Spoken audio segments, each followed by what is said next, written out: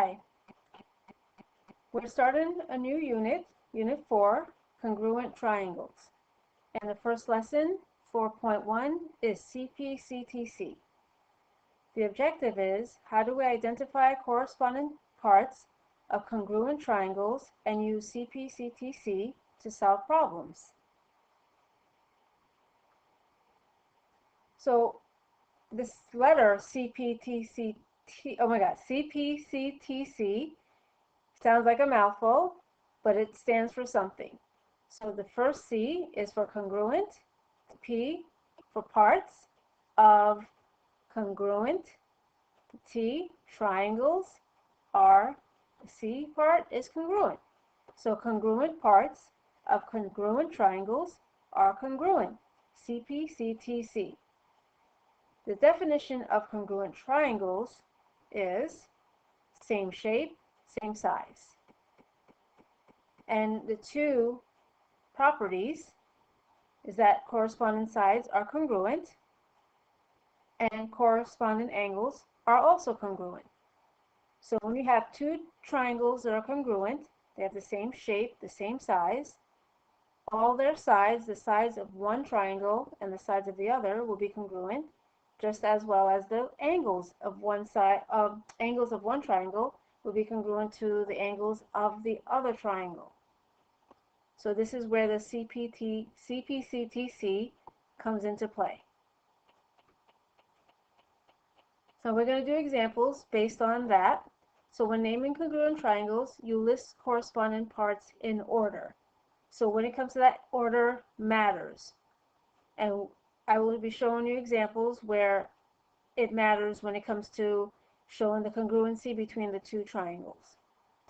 So the first part, it says write a statement of congruency. So with these two triangles that we see here, in order to write the statement, it would be triangle ABC is congruent to triangle JKL. Remember how we say that we list the corresponding parts in order? So if we look at the first triangle, we started at A and we call it ABC. For the other triangle, since we started where we have to start in the same position but in a different triangle, we start at J and then JKL. So we're going in the same order that we did with the first triangle, and we're going to apply it to the second triangle. And in order to distinguish, notice that each angle has a different marking, and also the same thing with the sides. There's different markings. So the angle A has one marking, so does J. B has two markings, so does K. And same thing with C and L. So if you were to, let's say if you were to say triangle ABC is congruent to triangle LKJ, not really. They're not congruent, because you have to make sure that the corresponding parts are in order. A corresponds to J, B corresponds to K, and C corresponds to L. So the second one says write congruency statements for the sides. So we're going to look at the corresponding sides of both triangles. So for the first one, it says AB is congruent to JK. And I'm going to highlight that with green. So we have AB congruent to JK. And notice that I started with A, which corresponds with J. I started with those two first and then went to the second one. The next one is BC is congruent to KL. And I will use magenta. So I got BC congruent to KL. They're corresponding, because look at the marking. You got two markings here. Same thing with KL. And then the last one will be CA is congruent to LJ. And that I will highlight in blue. So we got this. And notice there's three markings. They're congruent to each other. They're congruent and they're corresponding. So notice how, based on the order, and the congruency, how they're related, gives them the congruency. So the same thing we do with sides, we're going to do with angles. So for the first one, we have angle A is congruent to angle J, and that I will use green. So we got this angle, A and J, they have the same marking, they're corresponding, so they're congruent. The next one is angle B is congruent to angle K, and that I will highlight in magenta. So we got angle B and angle K. And then the last is angle C is congruent to angle L. And that I will highlight in blue. And there you go. So when it comes to problems like this and they ask you to highlight, well, actually not to highlight, to state the congruency between the sides or angles, if you take the time to highlight with different colors, mark it up so that way you can see what's going on, then it's easy for you to state which sides are congruent, which angles are congruent. And always look for same markings, and when you have to list the order of the corresponding parts, list it in order. It's always in order. An order always matters when it comes to congruency. All right, let's go on to the next one. So again, we have, instead of using a triangle, we're using a quadrilateral. So it says write the statement of congruency. So we're looking at two triangles here. To the two triangles, they're congruent and they form a quadrilateral. So we have triangle ADC. So ADC is congruent to CBA. And notice how I don't say ADC and then ABC. If I put it in that order, it would not be congruent. Because look at how we got A to D. We're starting at this point, so that means we start at this opposite point of C. And then the next angle is a right angle. We got D here. So what's corresponding to D would be corresponding, of B would be also corresponding to D. And then we end up at A, and the other side we end up at C. So next one says write the congruency statement for the sides. So the first side, we got AD congruent to CB. So that I will highlight in green. So we have AD, since we start at the top, and then over here, got CB. So we started at the top and ended up at the right angle, other side of the line where the right angle is. Same thing with CB. We started at the bottom and then work our way towards where the right angle marker is. So that's the congruency for that side. Then the next one is, oops, let me do that again. Select. The next one is AB congruent to DC. But actually, that's a typo, so I'm going to change that. That should be CD. So I'm going to erase that and rewrite it again. That's CD. Because we're starting here, and then we're going to B. And the same with C, we're going towards where the right angle marker is. So I will highlight that in blue. So those two are congruent. Now the last one may be tricky. It's because there's no marking to tell you exactly what's congruent, but AC is congruent to CA. And I will mark that in purple by making this mark. So when you see this mark, you have two congruent triangles that are butt up against each other. The line that they share, where they come together, where they meet, it will be congruent. So that's why I have AC is congruent to CA, and I'll highlight that in magenta. And we will learn why this is congruent. There's reasons for lines for being congruent, angles being congruent. We will get to that, but for now, this is congruent. So therefore the whole, because we started off with the statement stating that triangle ADC is congruent to CBA. So if those two triangles are congruent, then all the parts in that triangle are also congruent.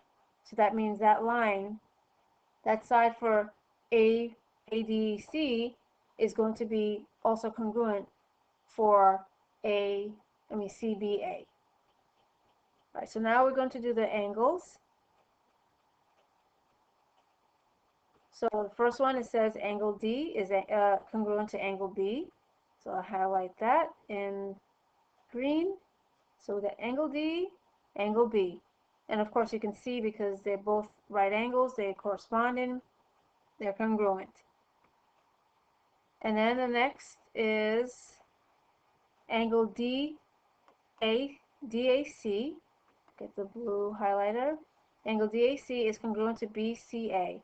So angle DA, so this little portion, C, is congruent to BCA. So this little portion. And what I would do to make it clear, so we got this angle and then this angle. They're congruent. And then the last one, we have angle DCA congruent to BAC. And that I will highlight in magenta. So we got DCA, and then we have BAC. This one I will color, and then I will make it clear here, and I'll make that two different angles. All right, so there we have it. We're showing if your triangles are congruent, then the sides and angles are also going to be congruent. So this brings us to CPCTC. Congruent parts of congruent triangles are congruent. And we showed it with both examples, how this plays out to be true. All right, let's go on to the next. It says, name the congruent angles and parts of congruent triangles if triangle cat is congruent to triangle dog. So there'll be examples where they don't give you the picture, they don't give you the triangle or whatever shape. You have to actually draw it yourself. So for this one, which I already done, I have the two triangles. I got triangle cat and triangle dog. CAT-DOG. All right, now the next thing, they wanted me to name the congruent angles and the congruent parts, congruent sides of the triangle. Well, parts, sides, same thing. All right, so for the angles, I have angle C and D. So I'm going to mark that in red. So I got angle C and D. And why did I say that they're congruent? Because look at how it's labeled. The triangle starts with it's CAT, and then the other triangle starts with a D to spell DOG, dog. So again, order. So C is the first one, D is first. A is second, so is O. And the last is T, same with G. So that's the order that I'm going in, based on how they labeled it. So for the next one, the angle A and angle O are congruent. So then I will use green and make two double lines to show their congruency. And then the next one is angle T and angle G. They are also congruent, and I will do 3 markings for the 2 of them. Okay, so I got the angles. Now the sides. Sides, I have CA is congruent to DO. So I'm going to make my little mark. So ACA and DO. So they're congruent. And then the next one, I have AT congruent to OG. So I will use green to make my 2 marks for them. And then the last one is TC congruent to GD. And I'll use blue and make 3 markings. And there you have it. So I drew the 2 triangles. I labeled it according to how it is and made sure that order matters. If I started my C here, which is the first letter, then I do the same with the D. And then I follow the order. And then I stated the congruent angles and congruent sides. And these are congruent, the angles that I marked in the side, because they stated that the triangles are congruent. If they don't tell you that the triangles are congruent, then you can't go claiming that the sides and the angles are congruent. So it wouldn't follow the CPCTC. If they say, okay, these 2 triangles are congruent, so you notice over here, if they're congruent, then you can say that the parts and angles are congruent because of that CPCTC. Right. So let's do one more. So it says name the congruent angles and parts of the congruent triangles if triangle BAG is congruent to triangle TAD. So first thing we know that these 2 triangles are congruent. And next we're going to draw them and label them according to the order that it was given. So I started B on the top, same thing with T. And then I go BAG, so I'm going counterclockwise. I do the same with the other triangle. Okay, now I'm going to label the angles that are congruent. So I have angle B is congruent to angle T, and I'll make that in red with 1 mark. Then the next one is angle A is congruent to the other angle A in the triangle. So I'll make that with 2 marks. And then I have angle G is congruent to angle D. And I'll make 3 little marks for that, so to show that they're congruent. Alright, oops. Oh, that was weird, but you get the gist. Alright, now for the sides. I have BA congruent to TA. So BA congruent to TA. And then the next one will be AG congruent to AD. 2 marks. And then the last one is GB is congruent to DT. And then I will make 3 marks for that. And there. Because the 2 triangles are congruent, so then all the parts and the angles are also congruent because of CPCTC. Right. So the next example, I know we are jumping ahead, but you're going to be doing that for the next lessons that is in this unit, is dealing with proofs. They give you given statements. You have to give a reason why, and then you have to prove, if they ask you to prove that, in this case, prove that the triangles are congruent, you have to use what they give you and figure out another statement that is based off a statement that they give you in order to prove the triangle. It takes practice to do this, so I'm not expecting you to know this right away. We're going to do a few of those, but this is just an introduction of doing proofs. All right. So for the first one, it says in an isosceles triangle, ABC, BD bisects angle B and intersects base at AC at point D, as shown in the diagram.